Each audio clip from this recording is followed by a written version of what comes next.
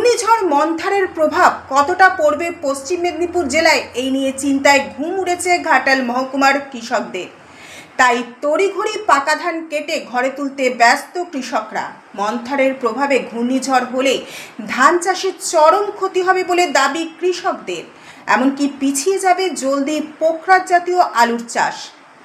কৃষকদের দাবি, চলতি বছরের শুরু থেকে প্রাকৃতিক দুর্যোগের কারণে কৃষিকাজে চরম ক্ষতির সম্মুখীন হতে হয়েছে কৃষকদের। স্থানীয় সংবাদ পাঠে মৌমিতা দা। মান্থা তো আসছে, আবার ঘূর্ণিঝড় মান্থা শুনেছেন? হ্যাঁ শুনেছি। আপনাদের এই জমিগুলো রেডি হয়েছে কি চাষের জন্য? পোখরাজ আলু চাষ করার জন্য। কি হবে মানে যদি বৃষ্টি হয় ওই জমি চাষ দেওয়া হয়েছে, যদি এরপরে যদি বৃষ্টি হয় আমাদের ক্ষতিগ্রস্ত হবে, তাড়াহুড়া করে ক্ষতি হবে। আমাদের যে জমিগুলো চাষ হয়েছে, আলু বীজ নিয়ে আসা হয়েছে, সার ফার সব খাওয়ানো হয়ে গেছে, এরপরে জল হয়, জমি রেডি হয়ে গেছে, পোখরাজ চাষ করবো বলে আমরা রেডি। এরপরে যদি বৃষ্টি হয় সেটা পিছিয়ে যাবে, আমাদের অনেক বহুদিন পিছিয়ে যেতে পারে, আবার পুনরায় চাষ করতে হবে। সময় পেরিয়ে গেলে তো পোখরাজ চাষ হবে না, পোখরাজ চাষ হবে না, সময় পেরিয়ে গেল। আগে কি জমিতে ধান ছিল? আগে ধান ছিল, ধানটা তড়িঘড়ি করে কাটা হয়েছে ওয়েদারের জন্য। ধানের দামও তো কমে গেছে। ধানের দাম কম।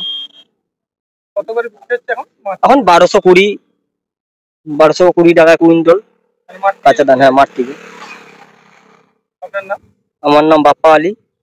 এটা একটা ব্যাপক ক্ষতির সম্মুখীন হবে, কারণ পোখরাজ চাষটা যেটা বীজ মানুষ কিনে রেখেছিল সেটা লাগাতে পারবেন, সেটা পেঁচিয়ে যাবে চাষ। আর এই ধান একবারে মই দেয়া হয়ে যাবে। ধানটা শোষকে শেষ করে দিয়েছে। আমাদের চন্দ্রকোনা ব্লকটা একবারে শোষকে শেষ, মানে বীজ দিয়েও আমরা আটকাতে পারছি না। আর ধানটা শোষক বাদ দিয়েও যে জলটা হয়েছিল, একটু বৃষ্টি হয়েছিল না, তাতে থোড়ে ধানটার জল ঢুকে গেছে, সব চোটা লেগে গেছে, তার উপরে শোষক, মানে ধানটা ব্যাপক ক্ষতি। এবং এই জলটা হলে ডবল ক্ষতি হয়ে যাবে। ডবল ক্ষতি মানে প্রায় সিকি ধানও পাবো কিনা। মানে যদি বৃষ্টি সেই পরিমাণে হবে, আবার তো বলছে যদি বৃষ্টিটা হয়ে যায় তাহলে সিকি ধানও পাবো না, হলে হয়তো আমরা 6 আনা ধান পাবো, 10 আনা ধান চলে যায়। আলু চাষও পিছিয়ে যায়। আলু চাষও পিছিয়ে যায়। আপনার নাম? আমার নাম অনিল মালস, সীতানগরে আমার বাড়ি।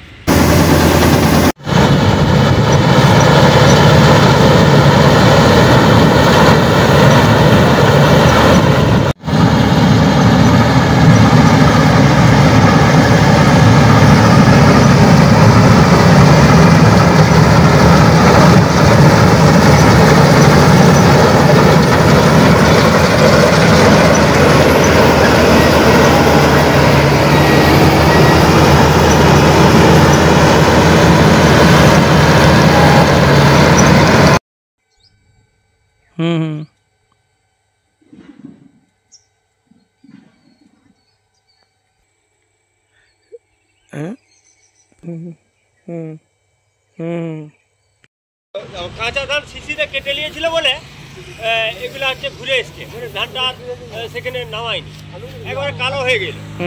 এবারে শুকনো করে আবার প্যাকেট করছি।